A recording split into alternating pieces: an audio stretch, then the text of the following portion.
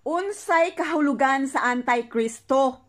Mga tao kani nga misupak kung unsay nakasulat sa Biblia mahitungod kang Kristo. Ila kaning gipang tuis. Og puro bakak ang gitudlo sa kadaghanan. Sa Ezekiel chapter 13 verse 6.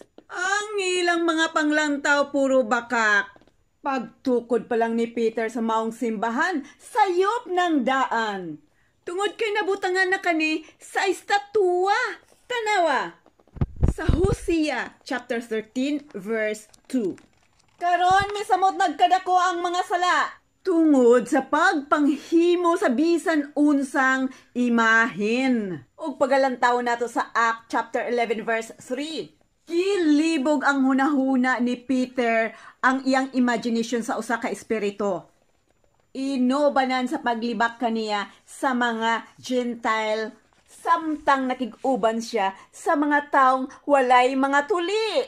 Ug ang maong simbahan nagpasiugda sa usa ka tradisyon na ang tanang mga Kristiyanos or nagtuo sa maong reliyon pagatulion kani aron nga limpyo kani nga moatubang sa Dios. Apan ang tubag sa Dios atong makita sa Acts chapter 11 verse 9.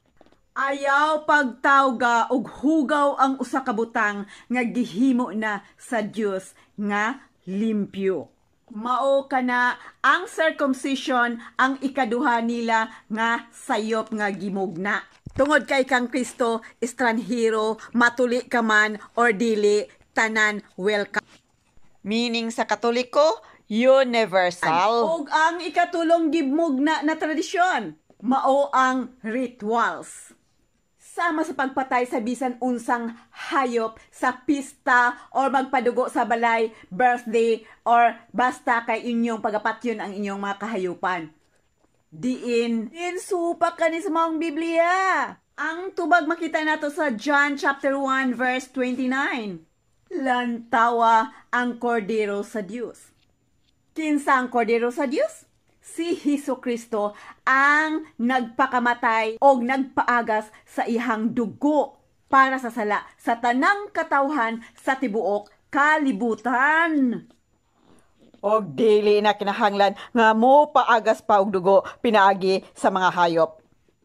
Og tungod niya na ang Diyos, grabe kasuko og supak nga makita nato sa Ezekiel chapter 13 verse 8 to 9.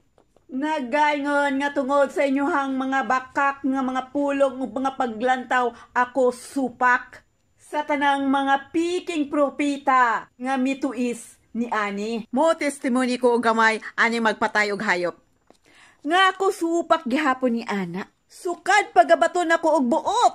Ang akong ginikanan mo tuyo gayud pag alima og baboy kay ihalad ko no para sa santo nga magapistahan.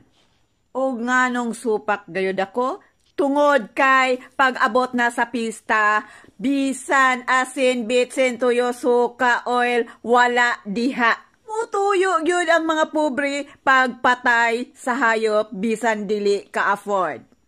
Okay raon taog sa piyanta.